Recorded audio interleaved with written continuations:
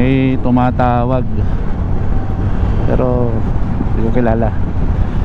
So yung handling niya talaga maganda. Ito yung GSX 1000 GX. So first time ko lang siya i-review today. Actually nakuha ko siya nung Monday, pero ngayon lang ako nagka-oras na i-test ride, test review. So about sa handling niya, maganda naman siya, pero hindi siya ganun ka-relax gaya ng mga Versys. Kasi itong Manabela niya parang nasa gitna siya, kumbaga. Kasi dati may GSX 1000 din ako, yung naked, mababa naman yung Manibela noon. Ito parang nasa gitna siya, hindi siya nakakangawit pero hindi rin siya relax. Pero yung handling niya maganda, magaan. Tapos parang feel ko mas agresibo to kaysa sa naked na GSX ko nun. Tapos ang kagandahan nito, yung suspension niya electronic na, so natitimpla mo na siya dito sa mga button niya. Ang ganda, relax na relax yung ano. Di gaya nung naked na GSX ko, medyo nakakangawit yun pag long distance. Ito medyo okay siya, sports adventure siya talaga.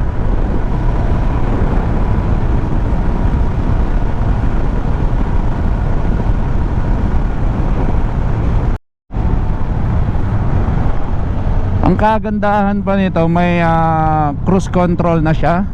So halimbawa nasa straight ka o straight na expressway, pwede ka mag cruise control kung nangangawit ka na.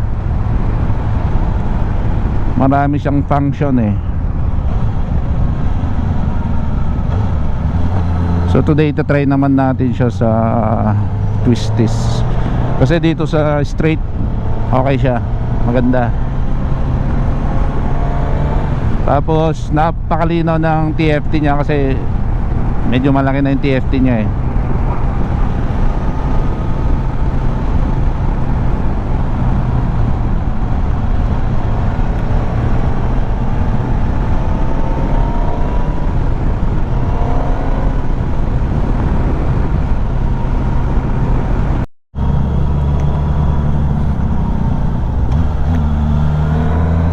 So dito naman tayo sa twisties para matesting yung handling niya.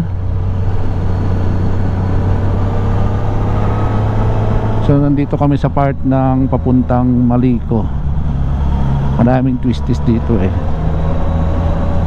So sa twisties, about sa handling niya, maganda siya, magaan, walang problema.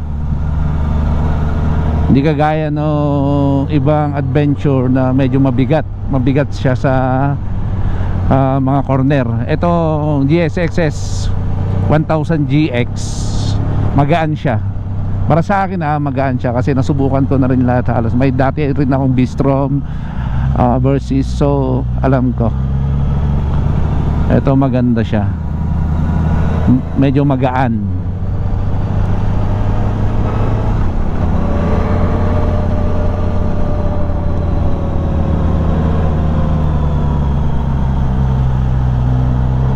Ang hirap na magpabilis dito kasi sobrang dikit yung mga cornering niya dito Tapos every afternoon umuulan dito, kaya yung hindi mo mapapansin yung mga nakatambak na pinong buhangin, medyo madulas yun.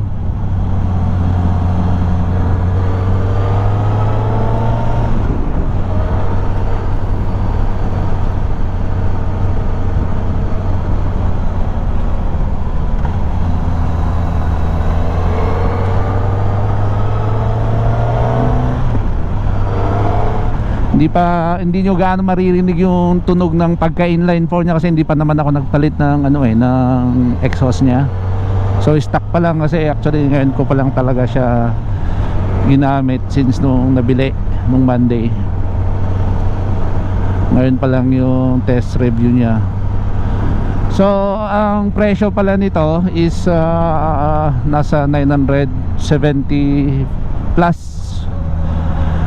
Itong GSX S1000 GX, bagong labas na ang Suzuki. So para sa akin, sa opinion ko, sulit na rin siya sa presyo niya, kasi marami siyang specs na wala sa iba.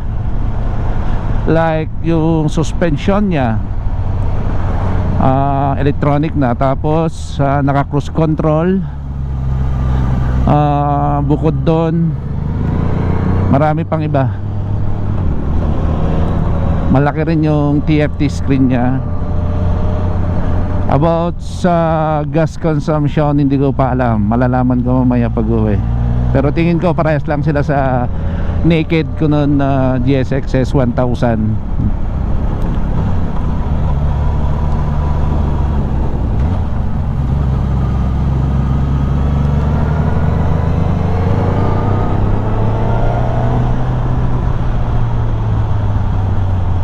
Yun lang ang kagandahan na dalhin ng inline 4 talaga, kasi napaka smooth.